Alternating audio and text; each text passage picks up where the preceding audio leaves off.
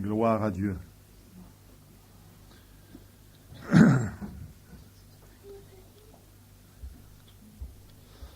Je vais lire les deux versets, le dernier verset que nous n'avions pas vu la semaine dernière, et on continuera jusqu'au verset 13. Donc 7, verset 6. Mais maintenant, nous avons été dégagés de la loi, étant morts à cette loi sous laquelle nous étions retenus, de sorte que nous servons dans un esprit nouveau et non selon la lettre qui a vieilli. Que dirons-nous donc? La loi est-elle péché? Loin de là. Mais je n'ai connu le péché que par la loi. Car je n'aurais pas connu la convoitise si la loi n'eût dit « Tu ne convoiteras point ». Et le péché, saisissant l'occasion, produisit en moi par le commandement toutes sortes de convoitises. Car sans loi, le péché est mort. Pour moi, étant autrefois sans loi, je vivais. Mais quand le commandement vint, le péché reprit vie, et moi je mourus. Ainsi, le commandement qui conduit à la vie se trouva pour moi conduire à la mort. Car le péché, saisissant l'occasion, me séduisit par le commandement, et par lui me fit mourir. La loi donc est sainte, et le commandement est saint, juste et bon. Ce qui est bon, a-t-il donc été pour moi une cause de mort? Loin de là. Mais c'est le péché, afin qu'il se manifestât comme péché en me donnant la mort par ce qui est bon, et que, par le commandement, il devint condamnable au plus haut point. Amen. Je comprends que ça demande une explication, tout cela. Hein? Nous allons essayer de le rendre clair. Amen. Nous allons prier. Merci Seigneur pour ta bonté, ta fidélité. Merci Seigneur de ce que nous pouvons ce matin ouvrir le Saint-Livre et laisser nos regards pénétrer ce livre, mais laisser surtout notre cœur pénétrer par toi. Nous te louons, inspire et conduis ton serviteur pour que par des choses simples, il puisse expliquer ce que mes frères n'ont pas compris ou mes sœurs n'ont pas compris et que je puisse le rendre clair afin que l'enseignement que je leur prodigue puisse leur servir durant toute leur vie chrétienne. Dans le nom de Jésus. Amen. Gloire au Seigneur.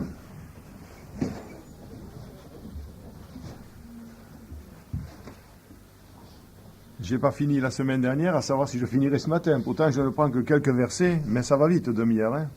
On se demande comment on peut faire pour prêcher que demi-heure.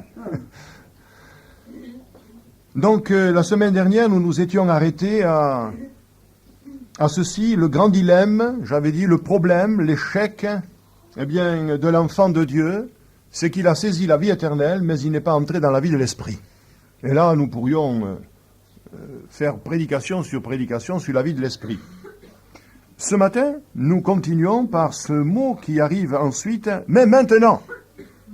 Mais maintenant, il y a donc l'avant, l'autrefois, il y a le maintenant. Ici, il est question de la justification par la foi. Et c'est ça qui est important. Nous ne sommes pas justifiés par la loi, par les œuvres de la loi, mais nous sommes justifiés par la foi dont nous procédons. Et la foi nous a été communiquée justement par le Fils de Dieu qui est venu avec force, avec gloire, nous accorder une nouvelle dispensation. C'est pourquoi il est écrit que la lettre a vieilli, la vieillesse de la lettre à la fin du verset 6. Mais cela nous permet de servir Dieu dans un esprit nouveau. Avant, il y avait la loi intrinsèque qui nous disait « tu ne feras pas, tu n'iras pas », et c'était pour nous comme une chape de plomb parce que nous ne pouvions pas. Le péché étant toujours là, il n'est pas mort. Nous avons été pardonnés de nos péchés, mais le péché demeure toujours. Et c'est pourquoi, et je le dirai tout à l'heure dans la deuxième méditation, disons celle qui va suivre, que Dieu disait à Caïn, le péché se couche à ta porte. Et ses désirs se portent vers toi. Mais toi, domine sur lui. Or, la loi n'a rien amené à la perfection. Seul l'Esprit de Dieu peut saisir un homme et le prendre tel qu'il est et le rendre semblable à ce qu'il doit être, c'est-à-dire au Fils de Dieu. Alléluia. La religion, elle vous prend tel que vous êtes et elle vous laisse tel que vous êtes. Mais la grâce de Dieu, l'Esprit de Dieu vous prend tel que vous êtes, mais il vous rend semblable. C'est la transformation, c'est la loi de l'Esprit de vie. Oh, gloire à Dieu. Nous ne sommes plus donc sous cette loi implacable qui nous conduisait, disons, à la mort, et nous allons le voir aussi, mais conduire à la vie par l'Esprit de Dieu. Donc, maintenant, ce cri de triomphe qui est là, maintenant, nous avons été de la loi, nous est-il écrit, dégagés de la loi, étant morts à cette loi sous laquelle nous étions retenus. C'est pas la loi qui doit mourir. Parce que nous le verrons aussi tout à l'heure, Paul dit qu'elle est bonne. Il nous est écrit qu'elle est juste, qu'elle est sainte. Et vous allez vous poser des questions, mais pourquoi la loi? Et nous répondrons aussi à tout cela. Mais maintenant, alors, la nouvelle vie, c'est le secret d'une vie féconde. C'est ce qu'il dit. Un esprit nouveau. Gloire à Dieu. Un esprit nouveau. Avant, c'était l'esprit de servitude. C'est un peu l'esclave qui est chez le patron, et nous en avons parlé abondamment, qui sert parce qu'il est esclave. Il faut qu'il aille au champ, il faut qu'il aille à la vigne, il faut qu'il fasse, il faut qu'il travaille, parce qu'il est esclave. Mais au bout de 7 ans, alors que le maître lui demande s'il veut partir ou s'il veut rester, il dit, tu es pour moi un maître bon. Alors je te servirai. Mais je veux te servir dans un esprit nouveau. Je ne te servirai pas parce qu'il faut que je te serve, je te servirai avec amour. Et c'est là le chrétien qui peut se distinguer de celui qui sert selon la religiosité. Il faut que j'aille à la réunion, il faut que je prie, il faut que je loue, il faut que je prenne la Sainte Seine, il faut que je... Il faut que j'aille au culte. Alors que le chrétien, il dit, je suis dans la joie quand on me dit Amen. C'est l'esprit nouveau. Mais mes frères et sœurs, c'est ça qu'il nous faut. C'est cette transformation. C'est écrit, afin que nous servions dans un esprit nouveau. Si je sers avec la pensée de l'esclave, ah mes amis, le Seigneur ne sera pas glorifié. Tout doit se faire avec joie, avec une parfaite liberté. Un esprit nouveau. Alors il n'y a plus d'esclavage, mais il y a une grande liberté qui s'exprime, eh bien ici, par le mot esprit, par la puissance de la vie nouvelle en Jésus-Christ. La vie nouvelle. Ah mes amis. Et ce que je souhaite pour vous, c'est cette vie nouvelle. Ce n'est pas l'ancienne vie de l'esclavage, mais la vie nouvelle. Et il nous est écrit, non selon la lettre qui a vieilli. La lettre qui a vieilli, c'est la loi mosaïque, c'est-à-dire c'est la loi de Moïse. Elle a vieilli, c'est-à-dire elle est comme périmée, mais elle existera toujours, la loi ne disparaîtra pas. On a voulu, et j'ai entendu bien des prédicateurs, vous savez, qui disent « On n'est plus sous la loi, on est sous la grâce ». Mais ça veut dire quoi, ça? Est-ce que le chrétien sait ce que ça veut dire? Il ne sait pas ce que ça veut dire, le chrétien. On n'est plus sous la loi, mais il faut expliquer ce qu'est la loi. La loi, c'est quelque chose d'extraordinaire. On va le voir dans la partie qui suit, du verset 7 au verset 13. Nous en avons besoin. S'il n'y a pas de loi, c'est l'enfer. On ne peut pas voir la lumière sans la loi. On ne peut pas savoir qui nous sommes. Parce que la loi, finalement, dans le Nouveau Testament, on l'appelle, eh bien, la parole de Dieu. Regardez, par exemple, dans les Hébreux, chapitre 4, il nous est écrit qu'elle est semblable à une épée à double tranchant, capable de séparer esprit et âme, jointures et moelles. Elle juge les sentiments et les pensées du cœur. Elle est bonne, donc, cette parole. Alors, on ne veut pas de la loi des Juifs, bien sûr. On dit c'était difficile, ces commandements, toutes ces ordonnances, ces centaines qu'il fallait appliquer le jour du Shabbat. Alors, on n'y est plus sous cette loi, on est sous la grâce. Mais la grâce n'est pas plus facile, vous savez. Elle n'est pas plus facile, la grâce. Tu aimeras ton prochain comme toi-même. C'est facile, cela? Si on n'est pas régénéré, c'est pas facile. Alors, la parole de Dieu, je trouve, le Nouveau Testament n'est pas quelque chose de facile si on n'est pas régénéré. Parce que ça sera un fardeau. Il faut que j'aime, il faut que j'aille, il faut que je fasse. Nous étudions le fruit de l'esprit actuellement à la Bastide. Hein? Alors maintenant, plus question d'amour. Ils savent ce que c'est l'amour là-bas. Hein? Ils savent ce que c'est la joie, ils savent ce que c'est la paix, ils savent ce que c'est la bonté, la patience. On était à la bienveillance, c'est-à-dire la bénignité. Après, on verra la foi et on verra la douceur et puis la tempérance. Mais la loi n'est pas contre ces choses, justement, au contraire. Parce qu'elle est contre les œuvres de la chair, mais pas contre les œuvres de l'esprit. Alléluia. Au contraire, Dieu se réjouit quand il voit un enfant qui marche et qui a reçu, eh bien, selon ce qui lui a été enseigné de la parole du Seigneur. Alors, c'est la lettre qui a vieilli, c'est la loi qui condamne, qui commande, qui défend, mais qui ne donne aucune force aux pécheurs. Et elle nous laisse dans un état naturel d'impuissance et de mort. Mais nous bénissons le Seigneur de ce que dans l'épître aux Colossiens, au chapitre 2, verset 14, il a dit « Mais Christ a effacé l'acte qui nous condamnait », c'est-à-dire la loi mosaïque. Alors j'arrête ici, on pourrait encore développer, mais je voudrais finir quand même ces 13 versets, là, disons du 7 au 13, et montrer, c'est la suite d'ailleurs, ce que l'apôtre Paul nous dit. Nous savons donc que la loi est impuissante pour arrêter le péché.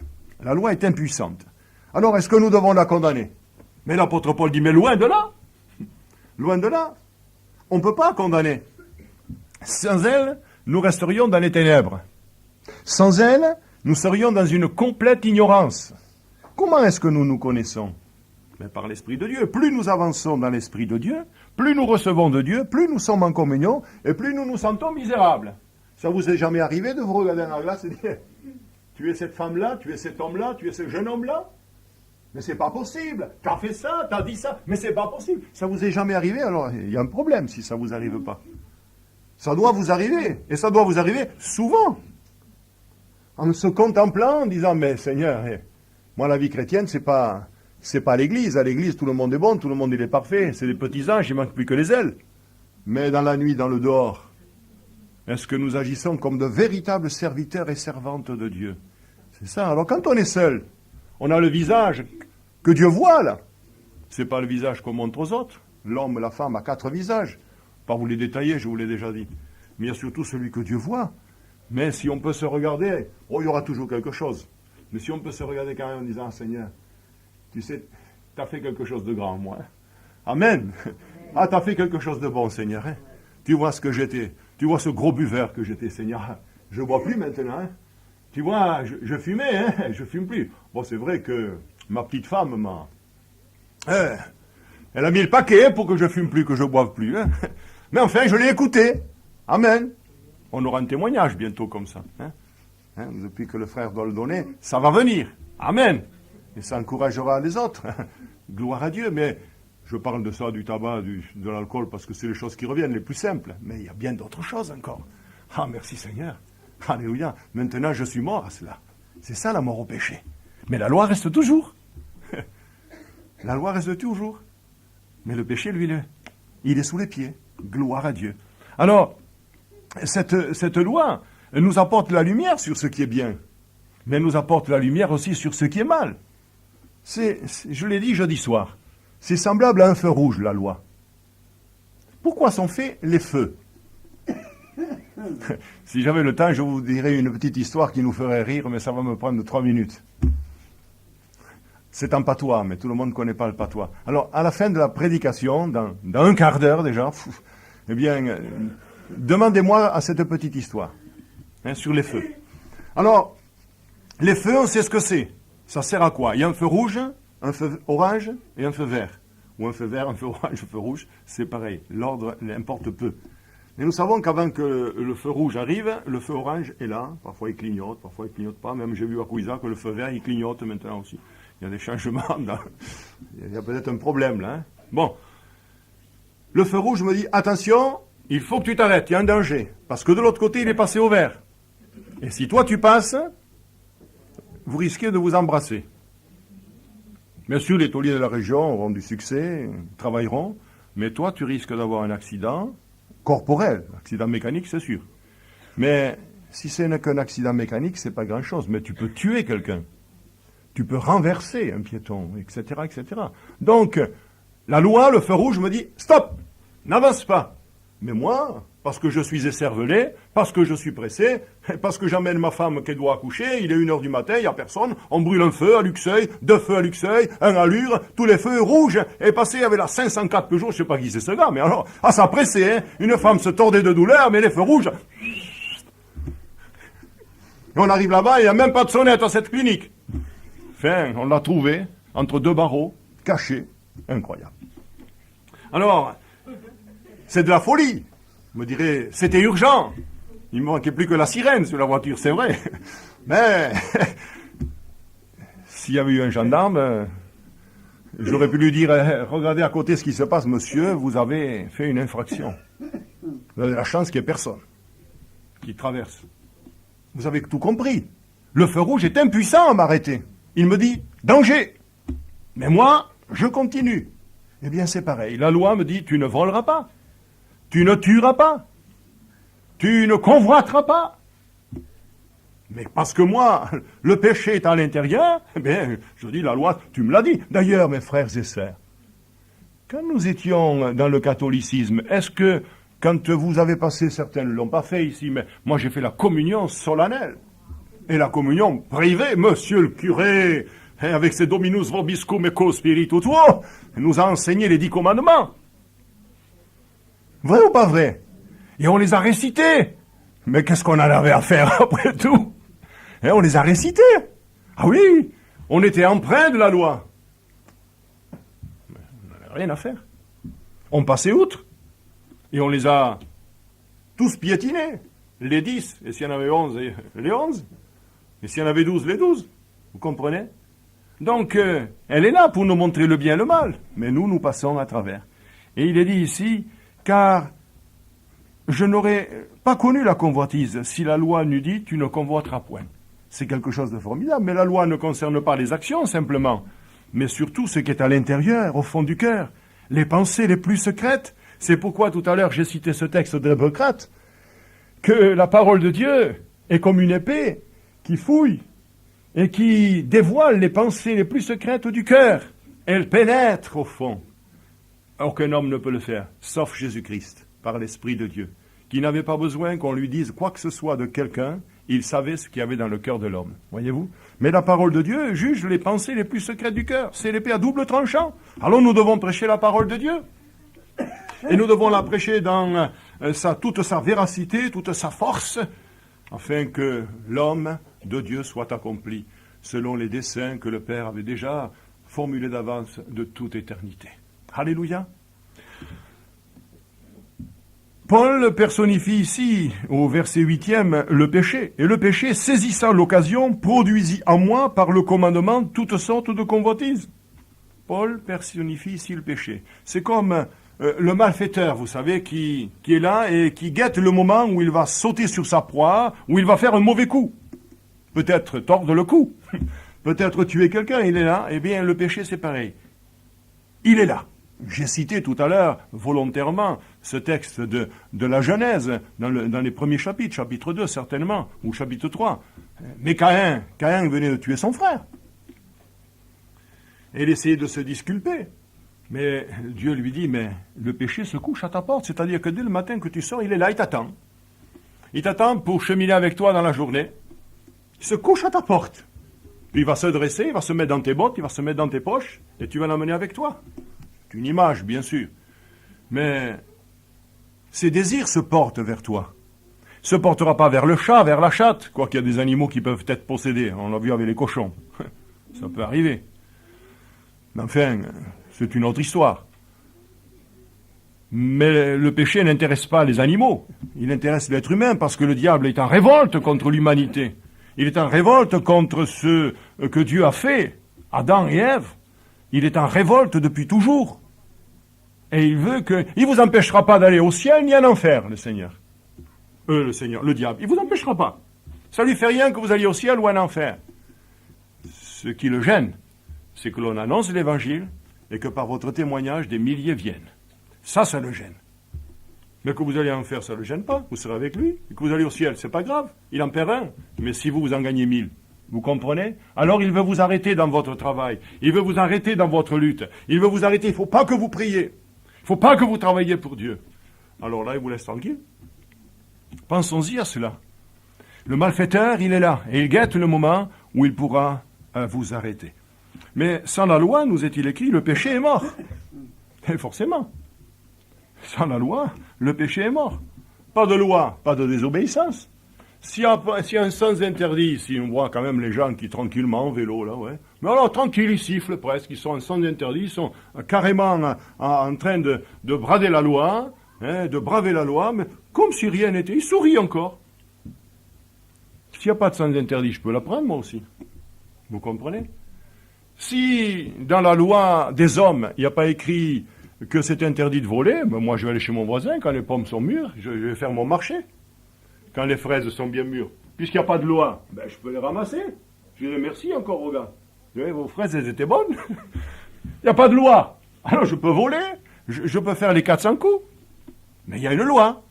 Et si je suis attrapé, la police va venir, les céréales vont venir, avec le bouclier, avec l'épée, le bâton, et ils vont m'amener manu militari. S'il n'y a pas de loi, on fait ce qu'on veut, mais il y a une loi. Et c'est pourquoi, frères et sœurs, nous considérons que la vie chrétienne est une vie d'abnégation, de renoncement, la loi ne doit pas mourir. C'est le péché qui doit mourir. Ce sera la conclusion de tout à l'heure. Alors je continue. La première partie du verset 1er, il est dit « Pour moi, étant autrefois sans loi, je vivais. » Oui, c'est sûr. Il n'y a pas de loi, il vivait. Dites-moi, est-ce que tous ces gens qui sont autour de nous, ne parlons pas de l'église ce matin, les gens de la ville, des villages, les milliers de personnes qu'il y a simplement dans l'ordre et autour de Limoux, mais ils vivent ces gens-là. Regardez même Adam et Ève. Dieu lui dit, le jour où tu mangeras de ce fruit, tu mourras. Est-ce qu'il est mort? Il n'est pas mort. Il n'est pas mort. Mais alors, pasteur, Dieu a menti? Non, il n'a pas menti.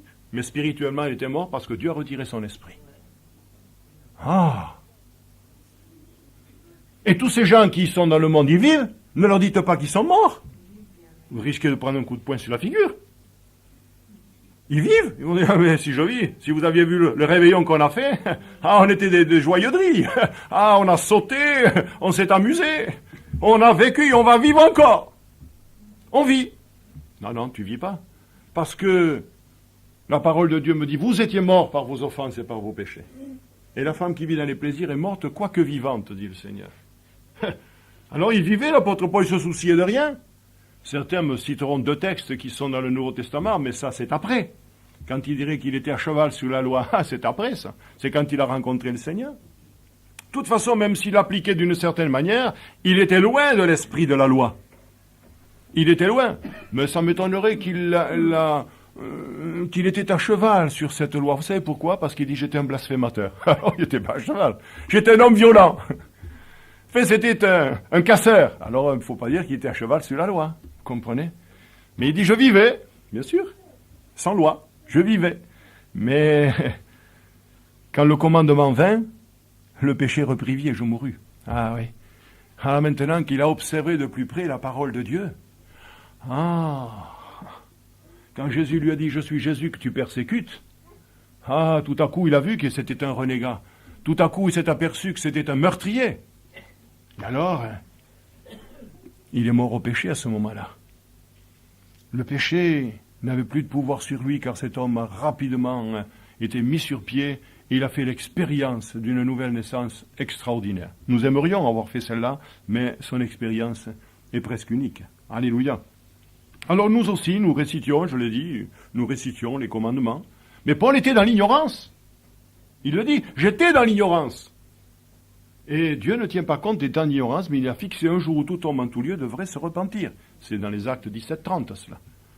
Alors, nous voyons la nécessité de la parole de Dieu, de la loi même, pour revenir à la loi, nous voyons la nécessité. Mais quand le commandement vint, dit-il, le péché reprit vie, et moi je mourus. Ah, regardez dans les Galates, il est beau ce passage des Galates. Nous l'avons médité en étude. Au chapitre 3, verset 10, il dit « Car tous ceux qui s'attachent aux œuvres de la loi sont sous la malédiction, car il est écrit « Maudit est quiconque n'observe pas tout ce qui est écrit dans le livre de la loi et ne le met pas en pratique. Et que nul ne soit justifié devant Dieu par la loi, cela est évident, puisqu'il dit « Le juste vivra par la foi. » Or, la loi ne procède pas de la foi, mais elle dit « Celui qui mettra ces choses en pratique vivra par elles. » Et comme personne n'a pu mettre la parole de Dieu en pratique, la loi en pratique, tout le monde est mort. Mort physiquement et spirituellement. Mais nous est-il écrit, je continue, Christ nous a rachetés de la malédiction de la loi, étant devenu malédiction pour nous. Ah, c'est-à-dire qu'il a pris tout ce que nous ne pouvions pas faire, et il l'a accompli. Gloire à Dieu. Christ a accompli tout ce que nous ne pouvions pas faire. Alors maintenant, par son esprit qui est répandu, il nous donne la capacité de le suivre. Et quand nous trébuchons, quand nous glissons, et ça doit devenir par inadvertance, ça ne doit pas devenir une pratique, alors nous avons recours au sang de Jésus. Allez dans la première épître de Jean, au chapitre 1er, verset 9, le sang de Jésus nous purifie de tout péché. Mais il ne faut pas non plus prendre Jésus pour une machine à laver, elle est constamment.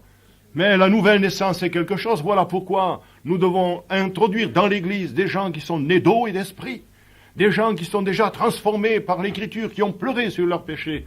Gloire à Dieu. Alors ils ne sont plus sous la malédiction de cette loi qu'ils ne peuvent accomplir, mais ils sont sous la bénédiction de Jésus, parce que Jésus a été fait malédiction pour nous.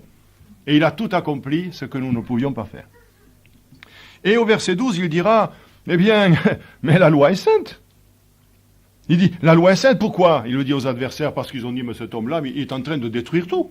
Il est en train de rejeter la loi, il dit que c'est une malédiction, etc. Alors l'apôtre, lui, avec la finesse de l'esprit, dit non, la loi, elle est sainte. La loi, elle est bonne, dira-t-il. Le commandement est saint, juste et bon. Bien sûr que c'est bon. Quand la loi dit tu ne tueras pas, c'est bon. Parce que je sais qu'il ne faut pas tuer. C'est bon. Mais si je suis un tueur, je ne peux pas le mettre en pratique. Mesri ne lui pouvait pas le mettre en pratique, il sortait des pétards et il tuait. Mais vous, enfants de Dieu, vous ne pouvez pas tuer. On peut tuer que par la langue aujourd'hui. Mais avec les pétards. Je me rappelle quand j'étais à Istres, que nous sortions parfois à Marseille le soir, faire des petites virées. Bien, moi, je suis allé dans une chambre d'un sous-officier noir qui avait à peu près 35 ans, il s'appelait Soussouko, je me rappelle encore de cet homme-là. Et je le vois tout à coup, il met, j'avais jamais vu ça, moi. Un truc croisé comme ça, je dis, qu'est-ce que c'est ça? Et puis il sort deux colts, il me dit, en Marseille, il faut faire attention. Sous sa veste. Donc il partait avec un désir, si on m'attaque, hein. Ouh, nous les enfants de Dieu, on ne sort pas ça. Nous, on sort un bonbon. Amen. Pas toujours. Mais enfin, je vois que ce qui est bon a-t-il été donc pour moi une cause de mort? Encore une fois de plus, l'apôtre Paul dit, loin de là. Mais c'est le péché, afin qu'il se manifestât comme péché en me donnant la mort pour ce qui est bon, et que par le commandement, il devint condamnation au plus haut point. C'est vrai que cette version seconde est difficile à comprendre.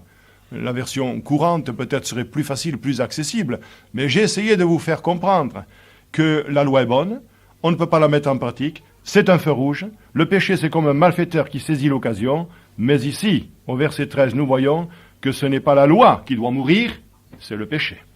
Et nous sommes restés 6 semaines sur Romains 6 en disant que si nous mourons au péché, alors nous sommes, je le crois et je peux le dire, transformés de gloire en gloire comme par le Seigneur l'Esprit. Alors voilà pourquoi les églises en général ne sont pas spirituelles. Parce qu'elles n'ont pas démarré par ce Romains 6, Romains 7, et nous verrons Romains 8. Alors on vit finalement une petite vie chrétienne. Et on n'avance pas parce que on n'a pas réalisé qu'il faut mourir à ce péché. Il faut que tout soit nouveau. Il faut que tout soit merveilleux, tout soit glorieux. Et si nous n'en sommes pas arrivés encore ici, eh bien, vous avez encore un espoir. Amen. J'ai entendu bien des gens qui disaient, vous savez, j'ai mal démarré, mais maintenant vous pouvez redémarrer. On peut démarrer à n'importe quel âge. Nicodème était vieux. Et il a dû redémarrer, Nicodème. Lui, il voulait entrer dans le sein de sa mère, lui, le pauvre. Pauvre maman. De porter un uluberlu de peut-être 80 kilos, là. Il y aurait un problème, hein. Puis, il n'avait rien compris, Nicodème. Et le Seigneur lui a dit, le vent souffle où il veut. Mon frère, ma sœur, le vent souffle où il veut. Et ce matin, il peut souffler sur toi. Si tu dis, Seigneur, je veux te ressembler. Seigneur, je veux le fruit de l'esprit. Seigneur, je veux conquérir des âmes. Je veux gagner ma famille. Je veux gagner mon époux. Je veux gagner ma femme. La chose est possible. Parce qu'il n'y a plus de condamnation pour ceux qui sont en Jésus-Christ. Alléluia. Alors vous voyez que la chose est possible de vivre une vie chrétienne intense, formidable, merveilleuse. Et cela, le Seigneur le veut pour tous, puisqu'il a dit sur la croix, et je termine par ces mots, tout est accompli. Tout est payé. Venez à moi, vous tous qui êtes fatigués et chargés.